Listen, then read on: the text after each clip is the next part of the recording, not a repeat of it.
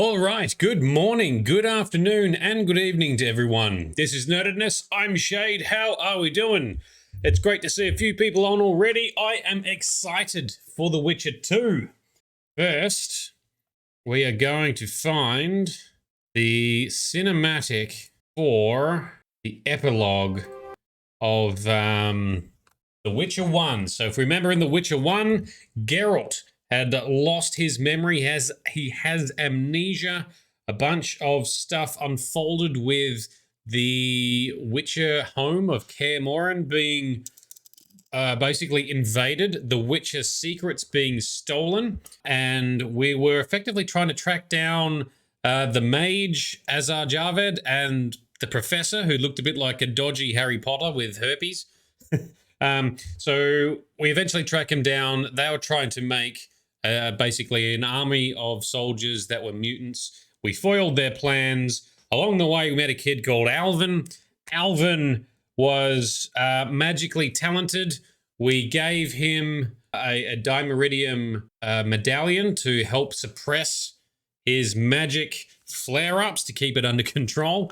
And in the end, we killed the boss. Was it Azar Javed? Was it someone else? I can't even remember now. Anyway, it was probably Alvin, who probably time traveled, despite the fact that he had the dimeridium amulet, because we picked that up off of his body. Now, very, very interesting kind of stuff. Doesn't really matter as the setup for this game, this chapter of Geralt's story. One thing that is of note is that we took the path of favoring the Scoia'tael, the elves and dwarven outcasts in The Witcher 1. Apparently you can do it neutral where you don't pick a side, but I don't really know how that works or how that happens. How much of the wiki do I have to read to recall this? Not too much. I actually managed to remember most of it myself. I'm probably going to forget some bits as we go along, so any assistance with lore is going to be most welcome. But what we're jumping into first, so after we finish the story, Geralt goes to collect. Oh, we also saved Princess Ada. So we turned her back to a human from a Striga. We did not kill her as the Striga. So she's alive and well. So Javed was not Alvin. We're talking about the knight that appears at the end. Yes, exactly, Alvin. Yes, I don't remember his name either. But we battled him, and he was who Azar Javed and the professor were working for, right? Let's just Google it. Witcher 1 Alvin is Jarks, the Grand Master. Jarks de Alsberg. That's what it is. Oof. Yes, Jarks de Alsberg. How do I see now a picture of him? Jarks de Alsberg. Yeah, that's right. Chief guy that we had to fight. Likely Alvin. Very much implied. All right, so let's watch the. I've just pulled it up on YouTube because it's easier than loading up the game. Here is the final cinematic after all of that takes place.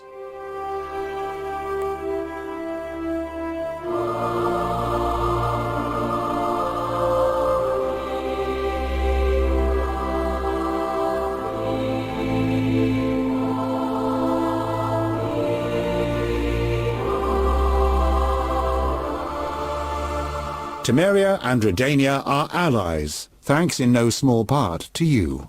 For your toil, a worthy pouch of gold. Your Highness. Master. Farewell, sire. There's Foltest.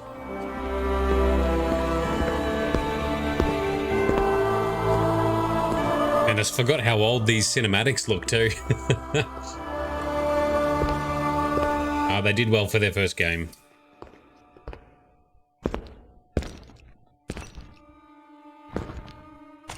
Something is amiss, my Witcher senses be tingling.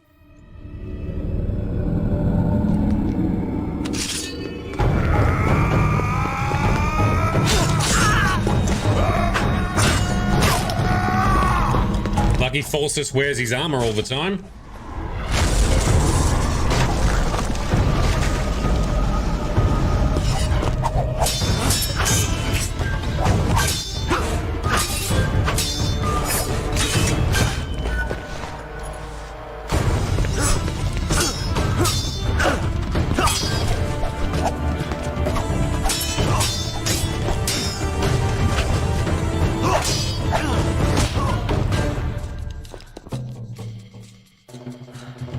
fighting in Witcher 2, in the Witcher series. All blades, no shields.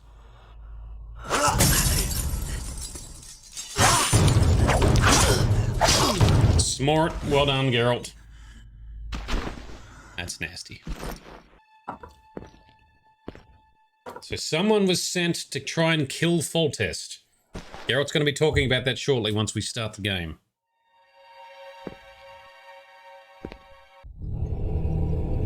And it might have been a Witcher. Maybe. We'll find out.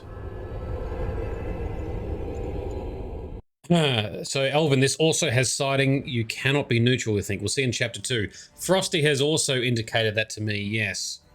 I already know the path we're likely to take, and I have my reasons based on story and lore. This my copy of The Witcher 2 is on Steam. I don't have the Good Old Games version. I've got the Steam version.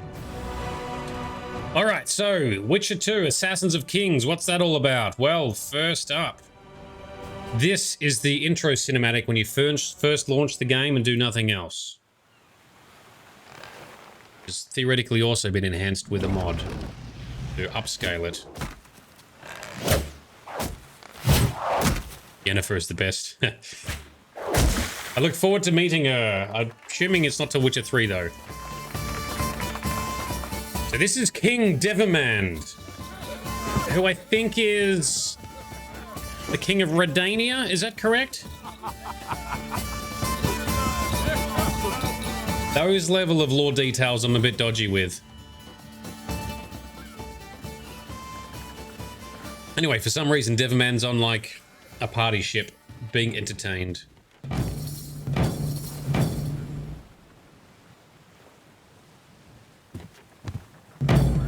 Alright, the two twin thugs are gonna fight. Entertainment. Meanwhile, this unit climbs up. Oh, he's massive.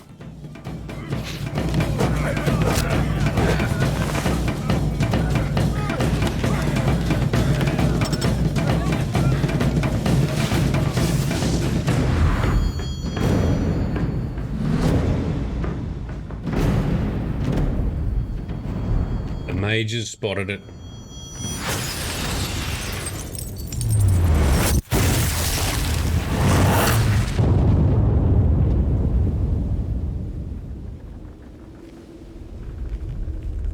Well done, mage. He's definitely earned his keep. King Devimand still wants to finish his wine. And Vita, you're oblivious to the Witcher lore. Really, never really got into it until the TV show came out. Fair enough.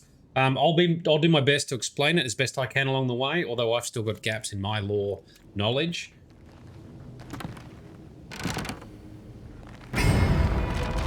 Because I've never played through the games beyond the first chapter of this.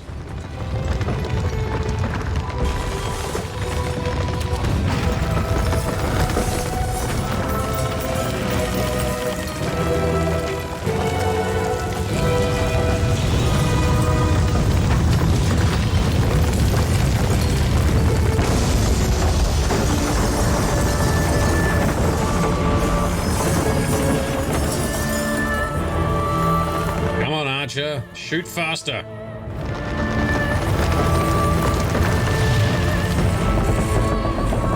Jaw-dropping intro, Elvin. Yeah, it's so well rendered. It looks amazing. This version's been upscaled with a mod, but even the original's very good.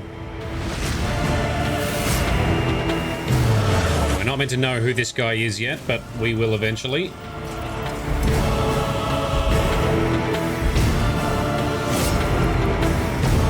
Mage is down.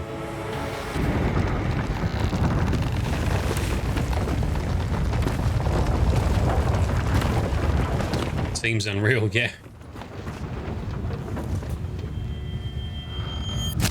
Brutal.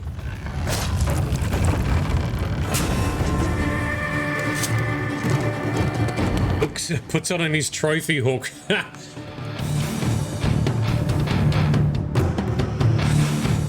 Meanwhile, what's his other ship doing? Did they not notice it and do nothing? Anyway, don't worry about that. All right, so that's the intro. So this is what's happened, I believe, pre-start of this story. King Demavend.